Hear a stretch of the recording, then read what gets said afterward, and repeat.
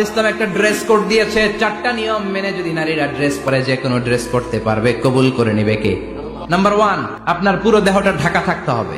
শুধু হাতের এই 2 কবজি আর চেহারা খোলা রাখতে পারবেন, তবে চেহারা ঢেকে রাখা উত্তম। একজন মহিলা বোরকা পরছে কিন্তু চেহারা খোলা, তার হেজাব হয় নাই, পর্দা হয় নাই, এটা বলা যাবে, কিন্তু উত্তম হচ্ছে চেহারা ঢেকে রাখা, কারণ চেহারা সৌন্দর্যের রাজধানী। চেহারা দেখলাম তো সব বোঝা গেল, ঠিক কিনা? কেমন মাধুর্যতা আছে, দেখতে কেমন সুন্দরী কিনা সব বোঝা যায়। এজন্য চেহারাটাও ঢেকে রাখবেন, চোখটা খোলা রাখবেন। আবার অনেক মহিলারা পা ঢাকে না, পা কিন্তু পর্দার অন্তর্ভুক্ত। সব সময় মেয়েরা পা মোজা পরে বেরোতে হবে, পা দেখানো যাবে না। হাদিসে এসেছে শুধু হাত এতটুকু, পা কিন্তু পর্দার অন্তর্ভুক্ত। উম্মে সালামা বললেন, ইয়া রাসূলুল্লাহ, আমরা তো হাঁটতে গেলে অনেক সময় পা দেখা যায়। বিষ্ণু বললেন, তাই? তাহলে 1 বিঘত নিচ দিয়ে কাপড় বাড়াও। উম্মে সালামা বললেন, জোরে হাঁটলে তো তারপরে দেখা যাবে। বিষ্ণু বললেন, 1 হাত বাড়াও, ধুলাবালি সহ টানবা, তারপরও পায়ের 1 ইঞ্চি দেখানো যাবে। 2 নম্বরের নিয়ম, পোশাক ঢিলে ডালা হবে না, টাইট ফিটিং। আবার পুরুষদের পোশাক হতে পারবে এই 4টা নিয়ম মেনে। যে যেই ধরনের পোশাক পরেন, চাদর পরেন সমস্যা নাই, মেক্সি পরলেও সমস্যা নাই, বোরকা পরলেও সমস্যা নাই, কিন্তু পোশাকটা শালীন পোশাক হতে হবে। পুরুষদের পোশাক পরা যাবে। বিশ্বনবীকে স্পেশাল সারপ্রাইজ দেওয়ার জন্য আল্লাহ প্ল্যান করলেন। জিব্রাইল ডেকে বললেন, ও জিব্রাইল, আমার পেয়ারা নবীকে স্পেশাল সারপ্রাইজ দিব, তুমি দিয়ে আসলে হবে না, আমার পেয়ারা নবীকে দুনিয়া থেকে টান দিয়ে আমার আরশের উপরে নিয়ে আসো। টাইমের স্পিডকে আল্লাহ থামিয়ে দিলেন। মক্কা থেকে উঠিয়ে বিশ্বনবীকে এক মরুভূমিতে রাখা হলো রাতে। বললেন, দোয়া করেন। দোয়া করে বিশ্বনবী বললেন, ভাই জিব্রাইল, এটা কোন জায়গা, কোথায় দোয়া করব? সাইয়েদনা জিব্রাইল বলেন, নবী, কিছুদিন পরে এই জায়গায় আপনি হিজরত করে আসবেন। এই জায়গার নাম ইয়াসরিব, মদিনা। আবার সেখান থেকে তুলে এক পাহাড়ে রাখা হলো। নবী দোয়া করেন। দোয়া করে নবী বললেন, এটা কোন পাহাড়? অন্ধকার, আমি তো কিছু চিনি না। সাইয়েদনা জিব্রাইল বললেন, নবী, এটা সাধারণ পাহাড় নয়, এই পাহাড়ের কসম আল্লাহ কোরআনে খেয়েছেন। এই পাহাড়টা হলো আপনার ভাই মুসার পাহাড়, তুর পাহাড়, যেই নবীর মেরাজ হয়েছে, আর কোন নবীর হয় নাই। এই মেরাজ করতে যে কত কাণ্ড, কত প্ল্যান প্রোগ্রাম আল্লাহর। সাইয়েদনা আদমকে আল্লাহ যখন বানালেন, তিনি বানালেন মিন তিনিন লাযিব, এঁটেল মাটি থেকে বানালেন।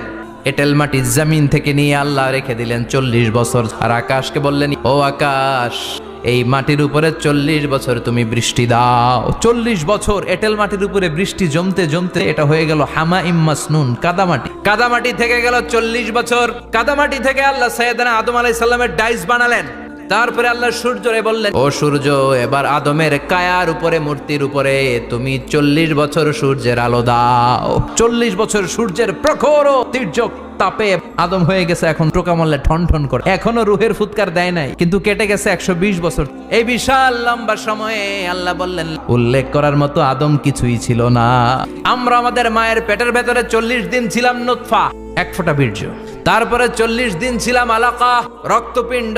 তারপরে 40 দিন ছিলাম মুদগা, গোশতপিণ্ড। 3 40 120 দিন। হঠাৎ বিশ্বনবী দেখলেন আকাশের সূর্যের আলো ক্ষীণ হতে শুরু করেছে, কমতে শুরু করেছে। তিনি খেয়াল করে দেখলেন এর কারণ সাইয়েদনা জিব্রাইল বিশাল ফেরেশতাদের বহন নিয়ে পৃথিবীতে নেমে আসছেন। এসে বললেন, ইয়া রাসূলুল্লাহ, আমি 1,40,000 ফেরেশতা নিয়ে নেমে এসেছি। আপনি কি জানেন না, ঠিক একটু আগে মদিনাতে আপনার এক প্রিয় সাহাবা, তার নাম হচ্ছে মুআবিয়া ইবনে মুআবিয়া আল মুজানি, একটু আগে শেষ নিঃশ্বাস ত্যাগ করেছে।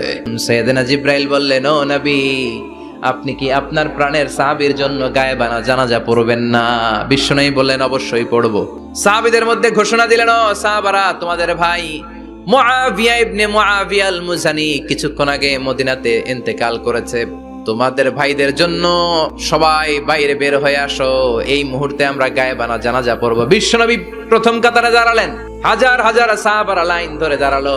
সাইয়েদনা জিব্রাইল 1,40,000 ফেরেশতা নিয়ে সাহাবাদের পেছনে 2টা লাইনে দাঁড়িয়ে গেলেন। নামাজ শেষ। বিশ্বনবী তো অবাক, ঘটনা কি? বিশ্বনবী জিজ্ঞেস করলেন, জিব্রাইল, কোন সাহাবীর গায়েবানা জানা যায়? তোমরা আকাশ থেকে এত ফেরেশতার বহর নিয়ে নামো নাই?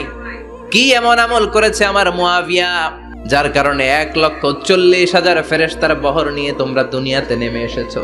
সাইয়েদনা জিব্রাইল বললেন, নবী, তেমন কোনো বড় আমল নয়, ছোট্ট একটা আমল। আপনার এই প্রিয় সাহাবী হাঁটতে বসতে চলতে ফিরিতে সব সময় পড়তো কুল হুয়াল্লাহু আহাদ। এজন্য বেশি বেশি সূরাতুল ইখলাস তেলাওয়াত করতে রাজি আছেন তো?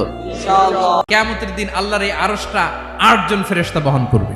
এদের সাইজ কত বড়, হ্যাঁ, শুনতে মনে চায়? বিষ্ণুই বলেন ওই ফেরেশতার সাইজ আমি দেখে এসেছি কত বড়, শোনো পুরো সাইজ বলা যাবে না। বিষ্ণুই বলেন ওই ফেরেশতার কানের লতি থেকে কাঁধ বরাবর, আপনার কানের লতি থেকে কাঁধ কতটুকু হবে? 4 আঙ্গুল 5 আঙ্গুল। বিষ্ণুই বলেন ওই ফেরেশতাগুলোর কানের লতি থেকে কাঁধ বরাবর আসতে সবচেয়ে দ্রুতগামী যানবাহন, পৃথিবীতে সবচেয়ে দ্রুত চলে আলোর ফোটন। আলোর ফোটন 1 সেকেন্ডে চলে 3 লক্ষ কিলোমিটার। 1 সেকেন্ড কইতে তো 2 সেকেন্ড লাগে। 1 সেকেন্ডে আলোর ফোটন, আলোর কণা ছুটে 3 লক্ষ কিলোমিটার বেগে। বিষ্ণুই বলেন এরকম যানবাহন দিয়ে যেটা সেকেন্ডে 3 লক্ষ কিলোমিটার বেগে ছুটে, এরকম দ্রুত যদি কেউ ছুটে তাহলে ওই ফেরেশতার কানের লতি থেকে কাঁধ বরাবর আসতে 700 বছর সময় লাগবে। চলেন জান্নাতের শপিং মল থেকে একটু শপিং করে আসি। হুজুর জান্নাতের ভেতরে আবার শপিং মল থাকবে কেমনে? প্রশ্ন আসতে পারে না? সহি মুসলিমের বর্ণনা, জান্নাতের ভেতরে বিশাল এক শপিং মল থাকবে। প্রতি শুক্রবার সামনে পেছনে সব জায়গা থেকে বন বন করে মৌমাছির মতো জান্নাতীরা ওই শপিং মলে শপিং করতে আসবে। ইচ্ছে মতো দেদারসে পোশাক কিনবে, ইচ্ছে মতো শপিং করবে, টাকা দেয়া লাগবে না, ক্রেডিট কার্ড লাগবে না। সুবহানাল্লাহ পড়েন। জান্নাতে যারা ঢুকবে তাদেরকে সবুজ কালারের রেশমের কাপড় দিয়ে তাদেরকে জামা বানিয়ে দেয়া হবে। দুনিয়ার বুকে পুরুষের জন্য স্বর্ণ পরা আর রেশমের কাপড় পরাকে হারাম করেছে কে? কিন্তু জান্নাতে পুরুষ জাতির জন্য রেশমের কাপড় আর স্বর্ণ ব্যবহারকে হালাল করবে কে? দুনিয়ার বুকে আমাদের জন্য মদ খাওয়া হারাম করেছে কে? জান্নাতে ওই মদ খাওয়াকে বৈধ করে দিবে কে?